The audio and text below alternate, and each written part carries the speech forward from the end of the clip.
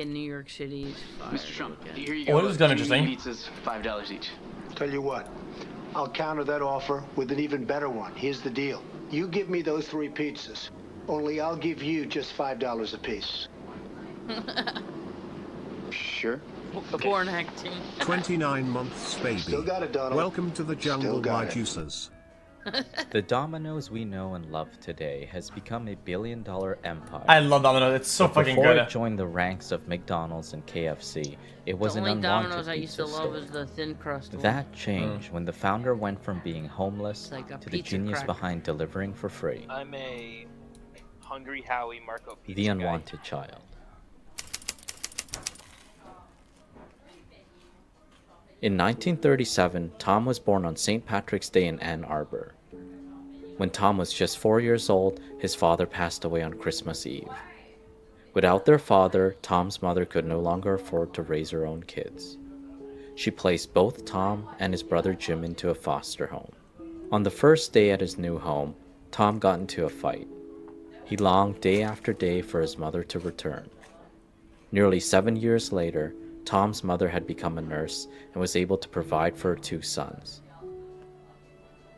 She moved the family back to Traverse City where Tom started school.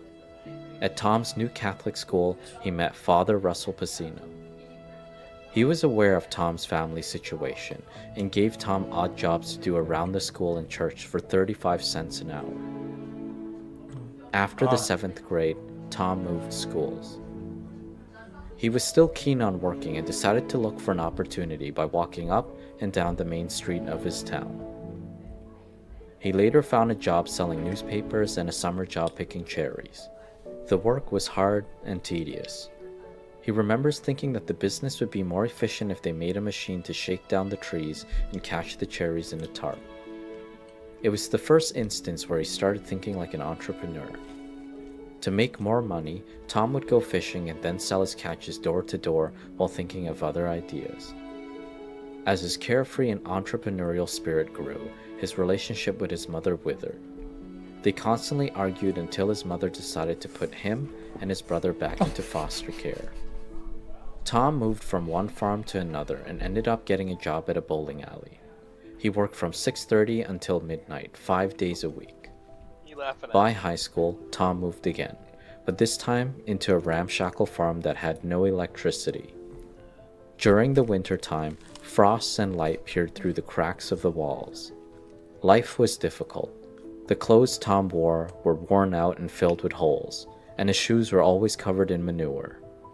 While walking to school, he would keep his feet to the floor, hoping no other students would notice. One day, he started to reflect on his path while shoveling a pile of manure that reached his ankles. How did I get so off track? It was then that he decided that he was going to fulfill his dream of becoming a priest. So he applied to a seminary and was able to attend after his mother offered to pay with her savings. Tom felt right at home at the seminary and didn't get homesick like the other boys. He was even somewhat mischievous. He got into pillow fights and would talk in the study hall, but he never did anything too serious. In less than a year, he kicked Tom out of the seminary and told him he didn't have a vocation.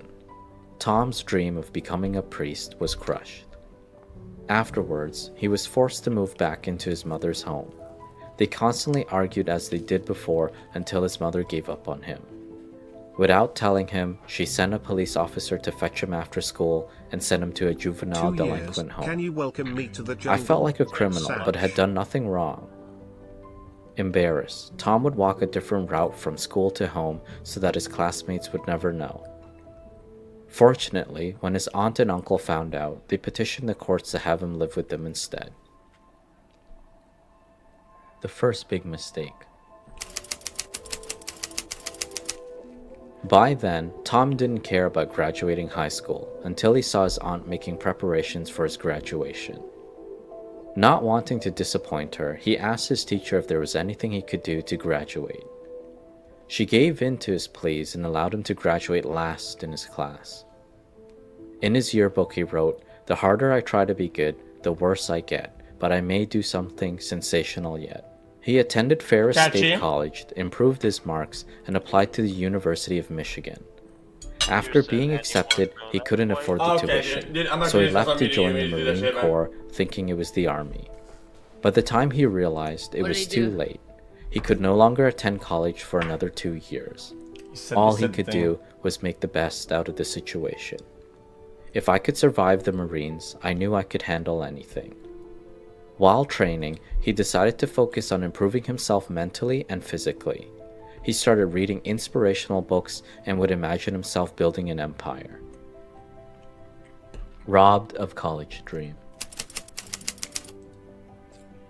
In 1959, Tom was dispatched from the Marines.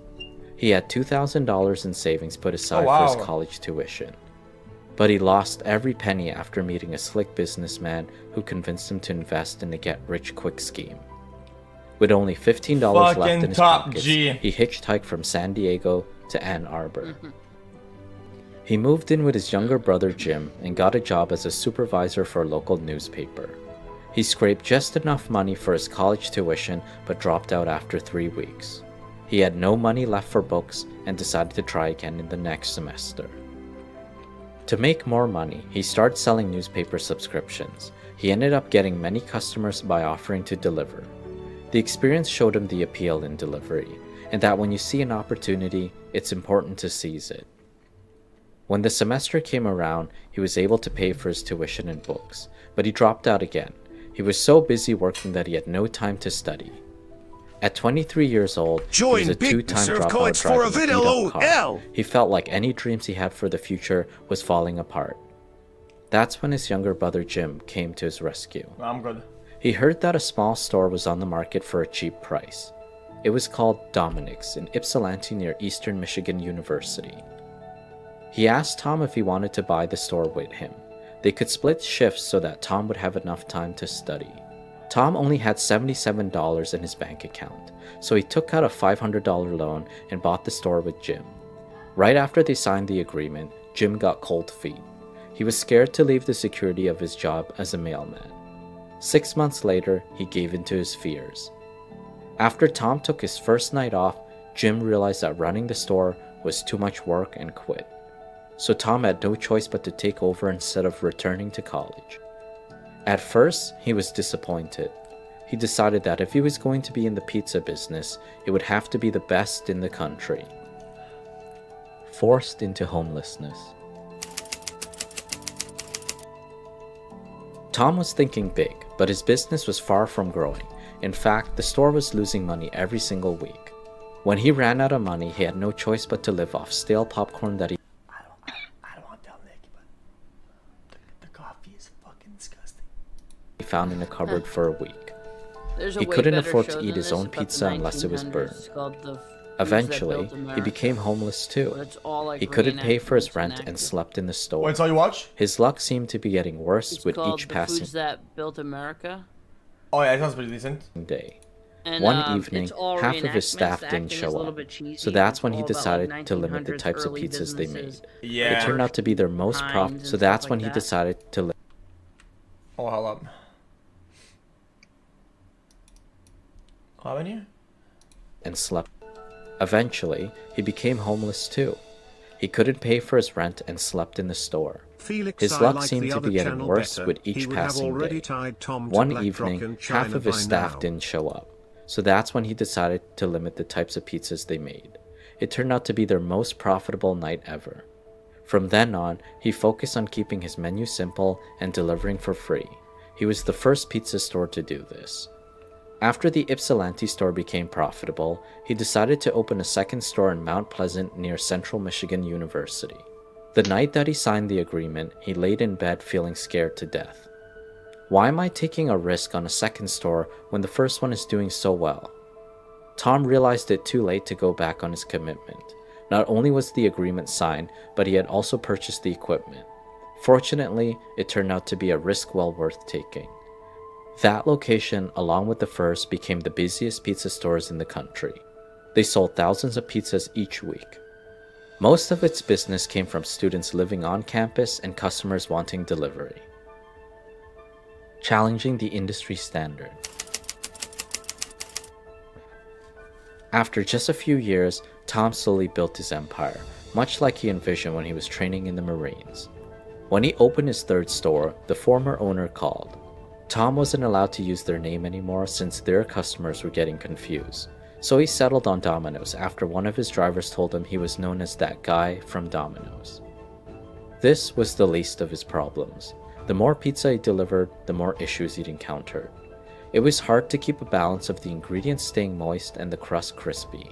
So Tom asked a manufacturer to develop a box made of corrugated paper with holes since it could strengthen insulation and retain heat longer. No They way, were reluctant wait, he to invented the make it, pizza but box. Tom kept pushing. American technology is putting Pizza space box that satellites in keeps things orbit hot, these I days, guess. and you're telling me you can't punch a clean hole in a piece of cardboard? Tom's idea ended up being extremely cheap and mass-producible. It inspired him to come up with more ideas that became the industry standard, including heated pouches, conveyor ovens, dough trays, and commissaries. Heated pouches go hard. Yeah, they A do go hard. billion-dollar empire. In the late 60s, Tom attended a franchise seminar at Boston College. There he Hi, met Ray Kroc from xQc. McDonald's Destiny and Josh 2 Brown drops from a raid on KFC. Friday. Would Both you men consider were playing responsible it? for turning I what think was it would once be a good small content. restaurant Maybe. into a major franchise. They inspired Tom to continue to years with the deliver as he biggest juice focused in on the world, franchising. xQc arm one, Nobody thought xQc you could make stare, money on xQc delivery. arm two, less Most than places three. delivered just to get some volume before they could afford to cut out the service. But I thought I could do it. It was then that he set the ambitious goal of opening a new store a week. By 1969, he nearly met that goal. 32 Domino's stores opened, but almost all of them failed, and Tom found himself $1.5 million in debt. To avoid bankruptcy, he relinquished control of the company to a bank. They brought in a so-called expert who made things even worse by raising prices and cutting back on quality. Within a year, the bank handed the company back to Tom. It was in the worst financial shape ever. Franchisees filed lawsuits and suppliers hadn't been Wait, the bank fucked up so bad they just gave him the company back? paid in a long time. I had well over 1,000 creditors and got lawsuits from about 150 of them. I was on the phone every day telling them all the same thing. All I can do is pay for my food and rent so I can stay open and pay you. One at a time, Tom slowly won them back, and within a year, he paid off his debt. All of the lawsuits and his debt made him realize that he needed to change his business model. Anyone who wanted to franchise no longer had to pay an initial fee. Instead, they had to manage a store for at least a year successfully. Tom's idea not only worked but proved to be extremely successful. By 1983, there were over 1,000 Domino's stores, a 3,000% increase.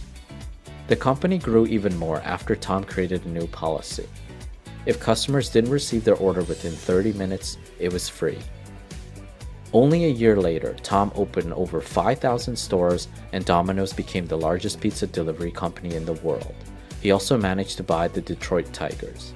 Today, Domino's is worth $9 billion and has stores in more than 85 countries. Domino's is fucking wicked insane. This is the story of how an orphan with the worst luck turned a single pizza store into a billion-dollar empire. For more inspiring stories from today's most successful leaders, don't forget to subscribe to our channel. I mean, yeah, I think Domino's is fucking insane. I love Domino's. I think that thing is absolutely bussin'.